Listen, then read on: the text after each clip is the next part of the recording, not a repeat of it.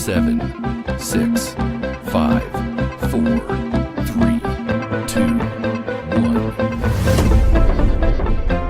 Howdy, Croc Nation. Dr. Tommy and Ellie here with another amazing Croc podcast. Joining me, as always, Robin to my Batman, my best pal, Angel Santana from Have Faith, Let It Begin. Angel, how are you, my friend? We are fine and dandy on this amazing 4th of July weekend special. I brought out the awesome brand new addition to the Croc podcast. I didn't even bring it out on my podcast. I brought it out on yours, the brand new billboard hat. And we're talking about every little thing on top. So when we put this on video, they're going to love it. Yeah, I have to say that if I didn't think that civilization had ended, that hat has confirmed that to me. Angel is wearing a billboard hat with sort of going through all these neon colorful letters about the Croc podcast, about he and I, about what today's podcast is about. I really hope you guys get to see this piece of work that Angel has procured for us on the YouTube channel. Angel, tell me a little bit about our podcast on the YouTube channel. You know, I'm so glad you said that, because I was going to stop you and say, look, with firecrackers going off, we got to remember to remind our Croc podcast, our Croc Nation, that we are available on every single platform, every platform. That's how popular we have. But we need your support. We need you to like and follow us and subscribe to us. We need your feedback. Feedback is important. If we get feedback, it'll allow us to be put on more platforms. So how do we get a hold of us? If you have an Apple phone, we're on Apple Podcasts. We're on our YouTube channel. We have our own Facebook account. We have our own website. We actually are on, formerly known as Twitter, X. We are on Spotify, iHeartRadio, and the list continues to go on. And just as a little tidbit to everybody out there, we all know what Amazon sounds like, right? We know Amazon. Did you know we're on Amazon Music? We're on Amazon Music under podcast. That's how you can find the Croc podcast. And I'm just asking you now as a favor. We've been on the year now, many years. We need you to subscribe. We need you to follow. We need you to like us, because that really is what we're all about. We have never truly asked this of you. I know that Dr. E will tell me, listen, we don't always advertise the way we want to advertise, the way I'm pushing it right now, because we are all about you, the survivor. But let's be honest, the more that we can allow ourselves to share to one another, it's only going to help others that are dealing with, with cancer, with all different prognoses. And not only that, they get a chance to be entertained and also educated on the subject. Angel, thank you for that impassioned, discussion about what platforms we're on. That's unfortunately not my strong suit, and I'm glad it is yours. And I agree with you. I think that it's not really for our own edification or for our own ego stroke. It's really for you guys, for our survivor thrivers, and also, for my colleagues and Angel's colleagues out there who work in hospitals, who take care of these amazing patients and these wonderfully brave, courageous people that we call the survivor thriver. And so Angel, I have to say, one of the things about my podcast that's different than yours is you're much better about leading up to a holiday or a special occasion, and you do specialized podcasts to commemorate, the seasons and the different holidays.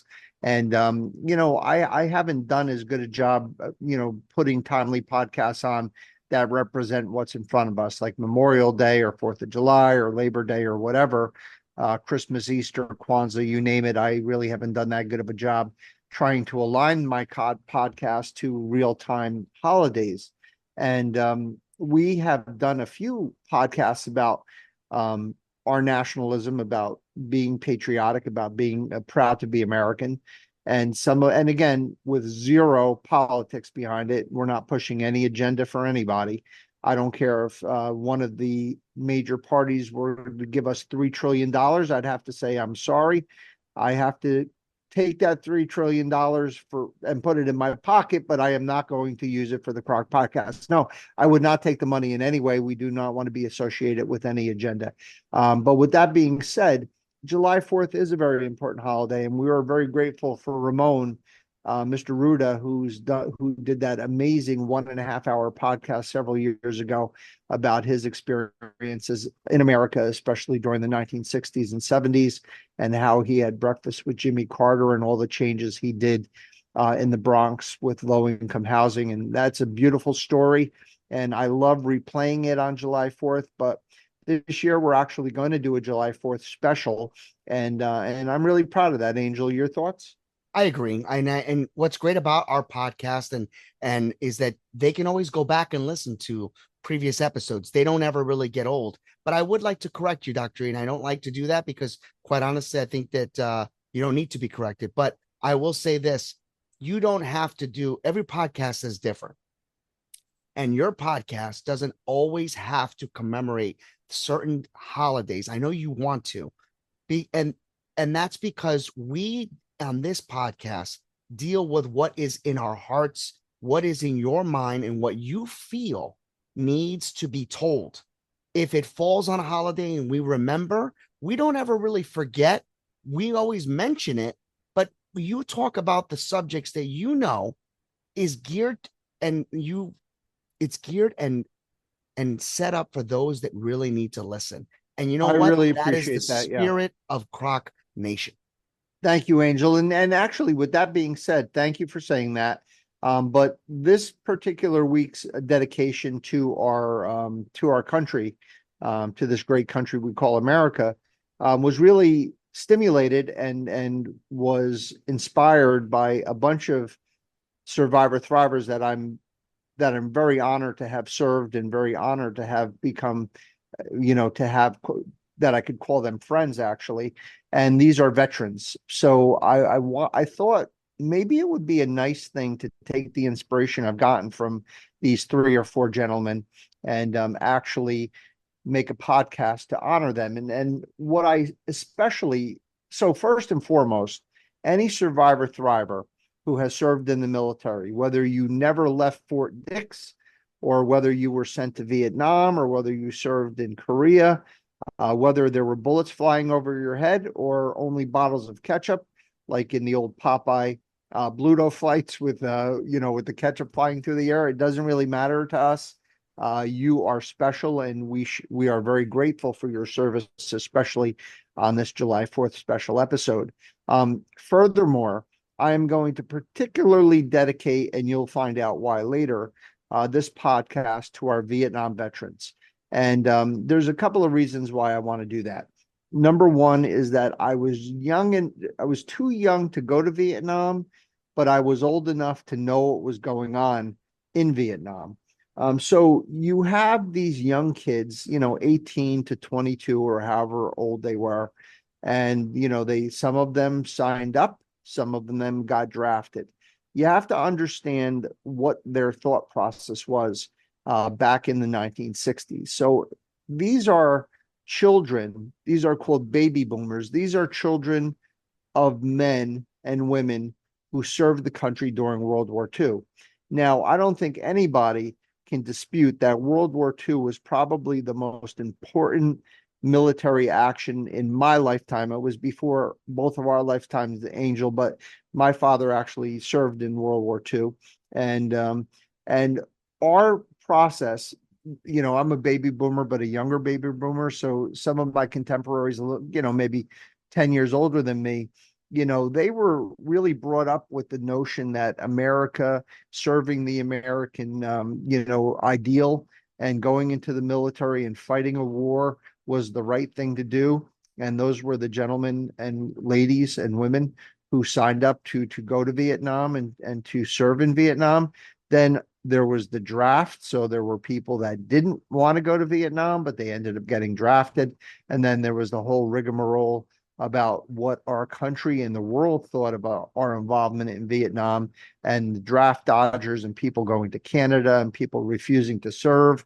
Muhammad Ali, who was Cassius Clay at the time, was a conscientious objector who actually went to prison, for his position regarding the Vietnam War, and so on and so forth. So I am particularly connected to this group of veterans.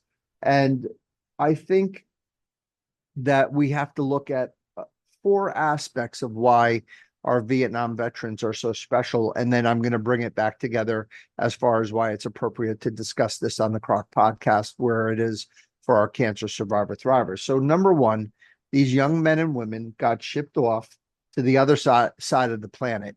So these are probably young people who have never even left the United States, probably have never left the county that they were born in. And they were sent to the other side of the planet, to a third world country that had no resources. And it's been continually, and it was continually at war for decades. We were not the first, rodeo to come into Vietnam and try to, change things around a bit. I mean, the French had been trying to do that prior to us. And, and then there was the Chinese influence and the Russian influence and blah, blah, blah, blah. And they had to endure unspeakable hardships. And I'm not even talking about war hardships. I'm just talking about disease and heat and illnesses and lack of comfort and those types of things. Number two, they had to fight an invisible enemy. So the Viet Cong were, and I say enemy actually with respect, and I think a Vietnam vet would agree with me, that these were just regular farming folk who were just sick and tired of having people come in and, basically mess up their country and just come in and do whatever they wanted. And you might have an interpreter during the day who was your friend. And then at night, they would go out into the rice paddies with, a knife or with a gun, and they would fight against you. So these were guerrilla tactics that we were not used to and not prepared for. And we didn't even know who our enemy was. In addition to that, the war that they came to fight, this was not World War II, where the entire world was in danger from an absolutely insane, Hitler, where who knows what the world would be like if actually Germany won that war. And everyone was in agreement that that could not happen. So anybody who went overseas to fight in World War II came home a hero.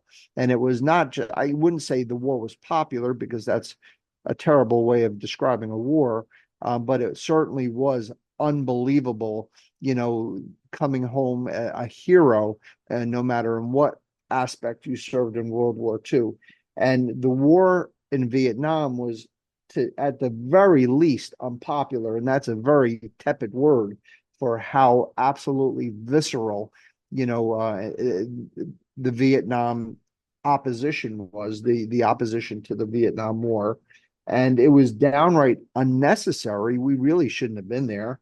Number three, it was not a winnable war, because we did not put the resources in to win the war. And it was unsupported, by our own countrymen. So these young men and women got sent halfway across the world to this shit show. And number three, they had come home after all the horror that they had to endure, not to parades, but to protests. And instead of shouts of thanks, there were shouts of hatred. And instead of those kisses, that famous picture of the guy, after the war ended, taking that woman and grabbing her and giving her a big kiss. And there was the life photograph of that. They didn't get kissed by anybody. They got actually spit on. So these poor guys coming home, these poor guys are absolutely getting all the wrath of the Americans. And then they were shown no appreciation. They were just shown ingratitude.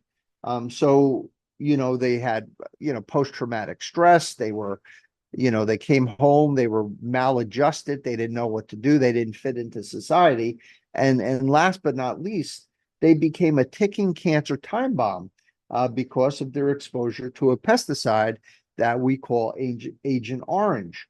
And this is a pesticide that the government that sent these poor bastards over to fight this terrible war, and all the hardships they had to endure and all of the hostility that they had to deal with, they ended up coming home and getting sick and getting cancer. And the government for decades was absolutely, saying, you did not get this from your exposure. You did not get this from your exposure. We are not going to reimburse you. We are not going to cover you for the illnesses you got from serving in this unjust war, and for us poisoning you with this terrible, they call it, we're not going to use the actual chemical name on the podcast because it's even hard enough for, I can't even say it, but we're just going to call it dioxin.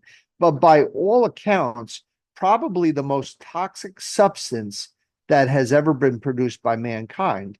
And wait till you hear the horror stories that I'm going to tell you about this terrible pesticide and the exposure of these poor, unfortunate, unassuming people that I get to see every day. I see a vet every day who has a cancer that was from Agent Orange. So I'm going to talk about one particular soldier and three others, and then we're going to get into the meat of it. So this is Dimitri's story. So today's podcast is dedicated to my friend Dimitri, who was one of those baby boomers whose father was a World War II vet, and he was born to serve, like in Tom Cruise's movie Born on the 4th of July. And, he served his country proudly. He volunteered. He went into the Marines. He was sent to Vietnam. He was involved in the Tet Offensive in 1967, 1968. He had shrapnel in his chest, and they took care of him, in Vietnam. And they said, "You're good. You're good to go." He gets discharged finally, after serving in Vietnam, and he comes home and he starts spitting up blood. And what happened was that shrapnel that went into his lung, they never took it out. It got infected and the guy lost his lung. And this is a heroic guy. And then later in his life, he develops metastatic prostate cancer, which he's probably going to die from. And I'm looking at the correspondence. I have all his correspondence. And I remember my first letter that I sent to the VA, and that was to fight for them to, recognize that he was exposed to Agent Orange and should be, considered service related for his health care. Then I had to repeat, I had to keep repeating, sending letters every year just so they would continue to cover him. And I thought, wow, what is wrong with this story? Here's a heroic Marine, served at the worst time you could ever serve in Vietnam, got his butt handed to him, and came home, lost a lung because of the war, got prostate cancer because of the war, got metastatic prostate because of the war, and is probably going to die from his prostate cancer because of his exposure, and his government didn't support him. Second story is a gentleman by the name of Robert.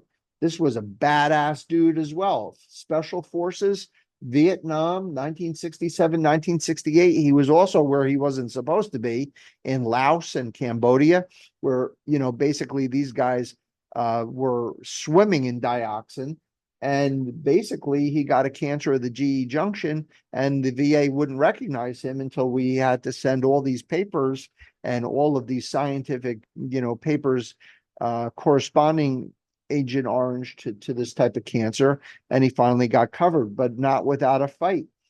There was a young man who was a sailor. Now, they call Vietnam vets who actually fought in Vietnam or served in Vietnam, they call them boots on the ground soldiers. But then there are the sailors who were on the aircraft carriers and the other ships that carried cans and cans and cans. And I'm not talking about like a can of beans or a can of tomato soup. I'm talking about industrial sized cans of dioxin on their ships. And the ship surfaces were bleeding orange, from all the chemicals that were leaching out, into the water systems. And this guy had to fight because the VA was like, well, you're not a soldier. You weren't in Vietnam. You never even stepped foot in Vietnam. And it was like, well, that might be true, but my ship carried an entire cargo bin full of dioxin which leaked into the water system or leaked into the areas, and we were all exposed. Lastly, my friend Peter, a little bit of a different exposure. He was a radio operator for the Air Force, but he had so much exposure to radio frequency radiation, he ended up with a brain tumor, and that took about 6 or 7 letters to get him to be recognized for his service. So I just wanted to tell you that some of these people have had 9-year battles with the VA only to be granted 20% disability and things like this. And it's a deny first attitude. It's just horrible. Number one, there was the denial that they even hurt anybody. And the whole Vietnam thing. It took us decades to finally recognize that we actually, for the government to admit that we actually lost the war and it was an unjust war and we shouldn't have been there in the first place. So imagine all the people who died unnecessarily. And then there's these guys that and women that were exposed to Agent Orange who then got just left out, what's the expression, thrown under the bus, just left hanging in the wind with no coverage, after what the government did. So this podcast is a celebration of living and being a citizen of the greatest country that ever was, but also with the recognition that this is a dedication podcast to the people who served, all people who served, whether they were foreign vets or not, but specifically to our Vietnam veterans who were exposed to Agent Orange. So, Angel, your thoughts so far before I actually get into the article? I'm gonna save my thoughts for the end because I know that I have a special tribute, but I will say this. It's amazing how many, I am sure that there are a plethora of other stories, but the fact that you were able to give us 3 amazing hero stories is just the tip of what we have. We haven't even touched the main source yet. Awesome. So, I did, as I always do, my due diligence and prepare for each of these podcasts. And I found a beautiful little article from Roswell Park, which is a great cancer center in Buffalo, and basically talking a little bit about what exactly is Agent Orange, because nobody really knows exactly what it is. So the article starts with a very bold statement, and finally, after all these years, so it's 2024, and this happened started in 1962. So you can imagine, any veteran who served anywhere in Vietnam during the war is presumed to have been exposed to Agent Orange. So finally making some headway. So that's fantastic. So the article goes on to say, during the Vietnam War, the U.S. military sprayed the countryside in Vietnam, Cambodia, and Laos with more than 19 million gallons of herbicides, including 11 million gallons of Agent Orange. Agent Orange is a chemical blend named for the orange band that was on its storage barrel. The mission was codenamed Operation Ranch Hand, and it aimed to kill vegetation where the enemy, the Viet Cong, could hide, also destroy any crops they might use for food, and clear areas around military bases to prevent sneak attacks. From 1962 to 1971, Agent Orange rained down from helicopters and C-123 aircrafts onto farms, rice paddies, rivers, people, and animals. It was sprayed across the landscape by riverboats, trucks, and even soldiers who would wear the pesticide on their backpacks and then spray, kind of like the way we would spray weeds, when we're doing our own home landscaping. When the barrels were empty, the troops used to, and even the Vietnamese villagers would use them as barbecue grills or makeshift showers. Imagine that. Addressing safety concerns in 1966, a U.S. State Department official assured the public that the herbicides were non-toxic and not dangerous to man or animal life. Doubts began to creep in when service members who had been exposed to Agent Orange later developed type 2 diabetes and some types of cancer and other health issues at higher than normal rates. The children that these poor soldiers conceived after coming home also had higher than normal rates of birth defects, again, secondary to their exposure to Agent Orange. The main ingredient of Agent Orange is dioxin. The shortened, abbreviated, I guess, nomenclature is TCDD. It's a highly toxic compound that causes cancer, disrupts hormones, and leads to other serious medical and reproductive problems. When people are exposed to dioxin, it builds up in the fatty tissues and is stored in the body for years. Dioxin remains in the environment for decades, perhaps even centuries, impacting the food chain and continuing to pose a health hazard to people and animals. Angel, it's estimated that between 2.6 and 3.8 million U.S. service members were exposed to Agent Orange. Exposure was not limited to military personnel who served overseas. Contaminated aircrafts that had Agent Orange and sprayed Agent Orange in Vietnam were still used in the Air Force, continuing to expose servicemen and women, including the reserve units, as late as 1981, 10 years after the spraying had ended. The Red Cross of Vietnam estimates that 3 million Vietnamese were also exposed, with 1 million of those developing health problems. The number included 150,000 children who were born with serious birth defects. And then the research, basically after the war, the veterans and their advocates finally pressed the federal government to recognize the link between Agent Orange and certain medical conditions. Can you imagine, Angel? The denial, the denial, the Wow. denial. And finally, thanks to a group of people, probably hundreds, if not thousands, of advocates of these poor veterans, finally got the righteous, answers and exposure that needed to be, that needed to come out.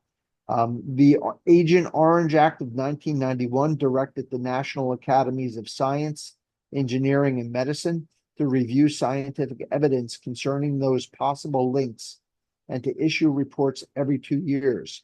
It also called for the creation of a biobank of blood and tissue samples supplied by volunteers to continue their research.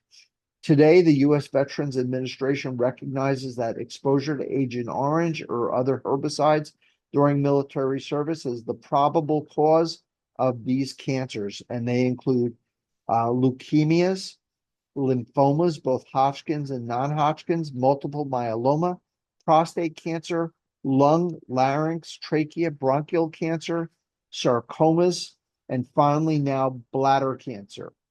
And what I want to end this podcast with is not just what this information, but also what some of our veterans who may not have even known that they have access and have rights to certain special treatments if they've been exposed to Agent Orange and certain services. So what to know.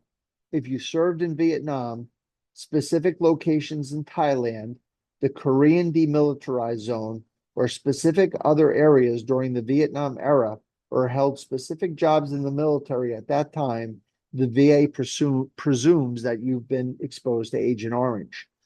Number one, you should share this information with your healthcare providers so they can determine whether you need additional cancer screening. Number two, let your doctor know right away if you develop symptoms of any of the cancers or other diseases on the VA list of diseases associated with Agent Orange. Be aware that new diseases are added to the list as ongoing research provides additional information. So check back from time to time for updates. And also, you have advocates at the VA. Some of them are good, some of them are not worth anything. But my friend Dimitri did have a very good guy who really went to bat for him. So try to find an advocate for you through the VA system. If you have an illness on that list, you may be eligible for medical benefits and disability compensation. You may be eligible for a free Agent Orange registry health exam, even if you are not ill, and even if you are not enrolled in the VA healthcare system. If any of your children were born with birth defects, they may also be eligible for benefits. And as of January 1st, 2020, if you served aboard a Blue Water Navy vessel offshore or on a Navy or Coast Guard ship in the coastal waterways of Vietnam between January 9th, 1962 and May 7th, 1975, you are also presumed to have been exposed to Agent Orange. You and your qualified dependents may also be eligible for benefits. Angel Santana, your thoughts on today's podcast? Well, we've touched on a lot of things. And I can't help but think that, we're talking about all members of the military, all branches. And I think of the word veteran, I think of the word hero. I think of the fact that veterans are accepted in the responsibility to defend America and uphold our values when the duty was called into action.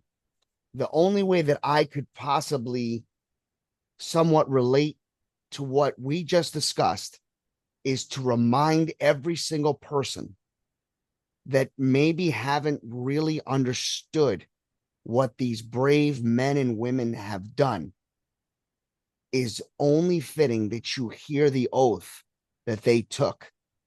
And that is, I do solemnly swear that I will support and defend the Constitution of the United States against all enemies, foreign and domestic, that I will bear truth, faith, and allegiance to the same, and that I will obey the orders of the President of the United States, the orders of the officers appointed over me, according to regulations and the Uniform Code of the Military Justice. So help me God. I am honored that we did this for you. I am honored that you have done this for us.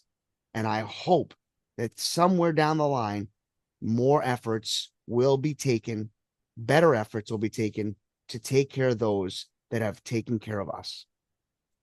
Angel Santana, there are no words that I can to add to that. I will just say, since I have to close the podcast, to all of our veterans, whether you served overseas, whether you served in wartime, whether you were deployed or whether you were not, we absolutely appreciate you. To our Vietnam vets, especially those exposed to Agent Orange who are cancer survivor thrivers as a result of these exposures. We adore you. We embrace you. We absolutely uplift you.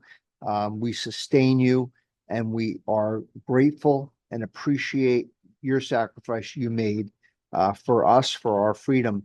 It doesn't matter what the politics are, because even as we're entering, an election year, and again, the Croc podcast is not political, but it is, very disconcerting to see what's going on in this country. And it is not your fault that you were sent to a godforsaken place to fight an unpopular, unnecessary war. It was not your fault. You should have come home to parades, not protests. You should have been kissed instead of spit on. You should have been appreciated, and you weren't. I am happy to say that Vietnam vets nowadays wear their hats proudly, and well, you should. Anytime I see one of you guys or one of you gals in those hats, you get a handshake from me with much gratitude and much appreciation. Today's podcast is devoted not just to those 4 men that I mentioned, but to every single survivor thriver who has served. And we will end today's podcast as we end every podcast, wishing every survivor thriver a long, healthy, happy, and cancer-free life. God bless you. God be with you. Peace.